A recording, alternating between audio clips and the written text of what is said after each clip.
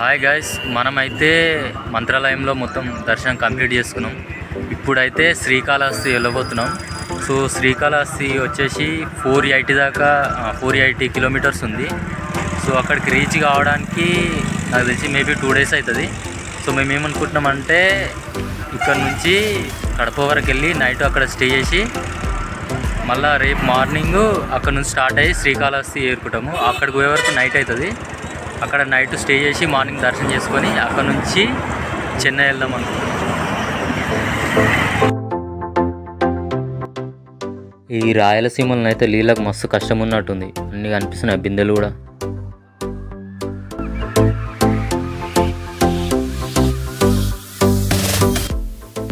ఇక్కడ కనిపిస్తుంది కదా విండ్ మిల్. దీని తెలుగులో గాలిమర్రలు అని కూడా అంటారు. ఇదేంటంటే పవర్ జనరేట్ చేస్తుంది. అంటే మళ్ళీ దీంట్లో వచ్చేసి బెనిఫిట్స్ ఏంటంటే పర్యావరణానికి కూడా ఎలాంటి హాని కలగకుండా ఉంటుంది. ఈ వీల్స్ తిరిగినా కొద్దీ పవర్ అనేది జనరేట్ అవుతుంటుంది. ఎంత పెద్ద ఉందో కనిపిస్తుంది కదా, చాలా పెద్ద ఉంది. చూసాం రాగు గాయస్. టిఫిన్ అయితే చేసినాం, బ్రేక్ఫాస్ట్ ఏంటంటే ఈ ఇడ్లీ వడ, ఉగ్గాన్ బజ్జీ ఉందంట. ఉగ్గాన్ బజ్జీ ఎట్లుంటో ట్రై చేస్తా. లేదమ్మా, ఉగ్గాన్ బజ్జీ అంటే ఇవేమంటారు, మురుమురాలు, తాళాలు, ఈ బజ్జీ. దీన్ని కమెంట్ చేస్తే ఉగ్గాన్ బజ్జీ అంటారా? ఉగ్గాన్ బజ్జీ గాయస్. ఇప్పుడైతే ఉగ్గాన్ బజ్జీ ట్రై చేస్తున్నాం. స్పూన్స్ గిన్స్ ఏమన్నా అంట, చేతులతో తినాలన్నట. మావాడైతే వేస్తుండ, చేతితో తగిలిచ్చేస్తుంది. తిన్నాక టేస్ట్ ఎట్లుందో చెప్తా. ఉగ్గాన్ అయితే మస్తు ఉంది. మీరు ఈ సైడ్ వచ్చినప్పుడు అయితే ట్రై చేయాలి.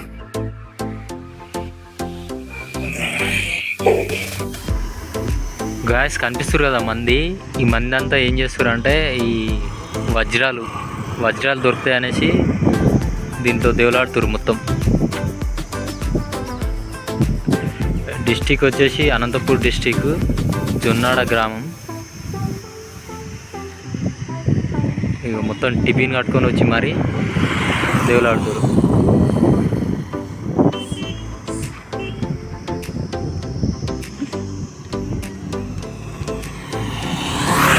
వీళ్ళంతా అక్కడి నుంచి ఉండ్రు కదా, వీళ్ళంతా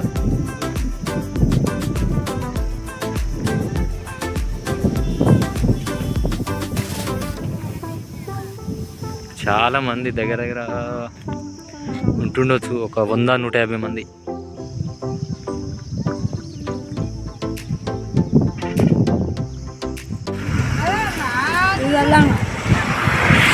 అంటే మాది హైదరాబాద్. ఇక్కడ అటు టెంపుల్ పోయింది. అర్థం కాలే. ఆంజనేయ దేవాలయం ఉంది కదా,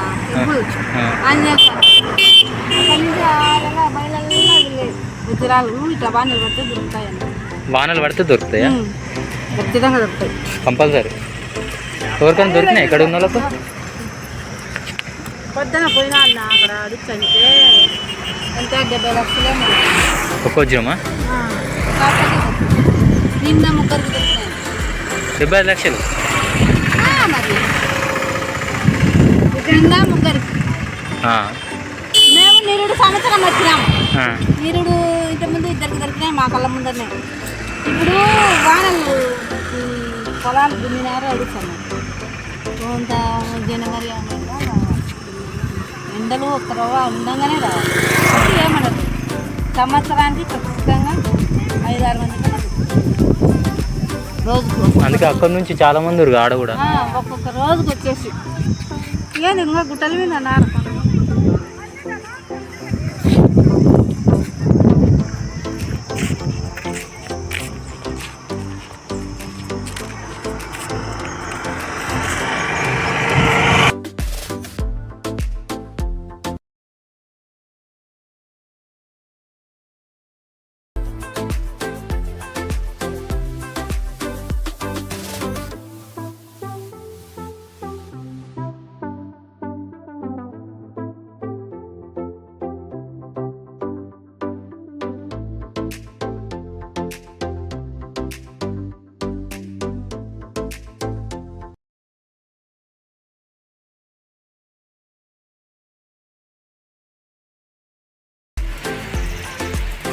కడప వరకు నైట్ వరకు పోదామంటే ఫుల్ వాన వస్తుంది.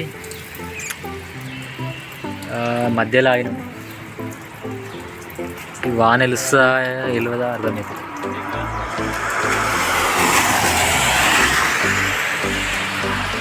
శ్రీకాళహస్తి వరకు ఇంకా బొగ్గు అయితట్టు. అరే తగ్గుతుందిరా వర్షం.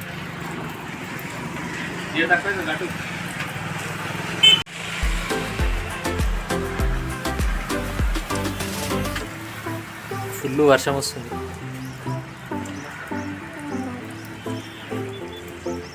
కొంచెం కొంచెం తగ్గుతున్నట్టు.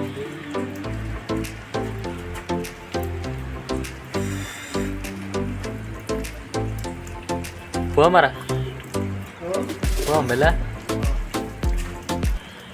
సో నైట్ ఎంత నైట్ అయినా కానీ శ్రీకాళహస్తి పోదాం అనుకుంటున్నాం. చూద్దాం ముందెట్లుంటుంది. వర్షం లేకపోతే ఎంత నైట్ అయినా వెళ్తాం. అలా వర్షం ఉంటే మేబీ చెప్పలేము. ఇంకా ఇది కడపలోని ఏమంటారు పార్క్. ఇది పార్కులో మళ్ళీ గుడి ఉంది, శ్రీ వెంకటేశ్వర స్వామి.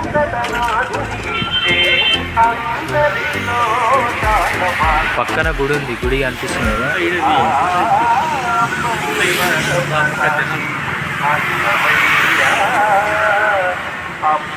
ఇదంతా పార్క్. కూర్చున్నారు కదా, కనిపిస్తుంది కదా.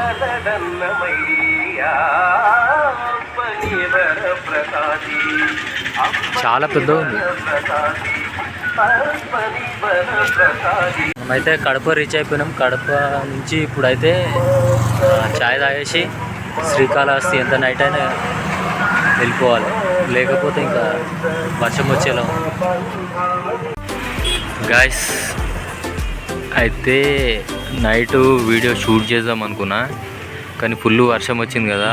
ఆ వర్షం వల్ల వచ్చేసిన శ్రీకాళహస్తి. నైట్ వచ్చేసినట్టు నైట్, అందుకే షూట్ చేయలేదు.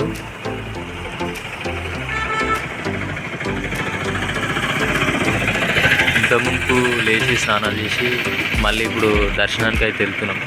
అందుకే లాస్ట్ ఎండ్ చేద్దామనేసి ఈ వీడియో తీస్తున్నాం. నైటే వచ్చేసాం. యాక్చువల్లీ లేట్ నైట్ అయిపోయింది. నైట్ తీద్దాం అనుకున్నా కానీ ఫుల్ రెయిన్ ఉండే.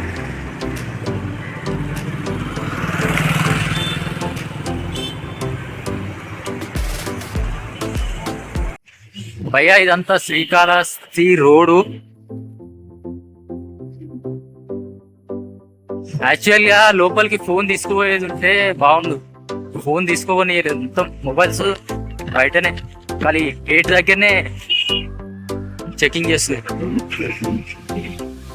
అందుకే ఇది అంతా బయట ఉన్న షూట్ చేస్తున్నాం.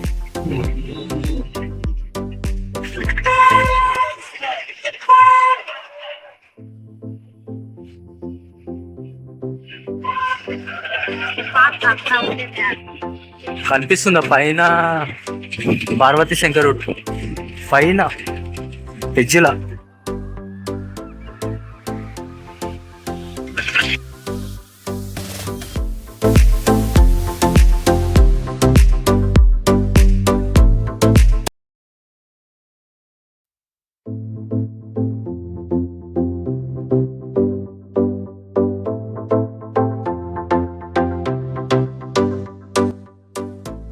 ఇప్పుడే దర్శనం అయిపోయింది.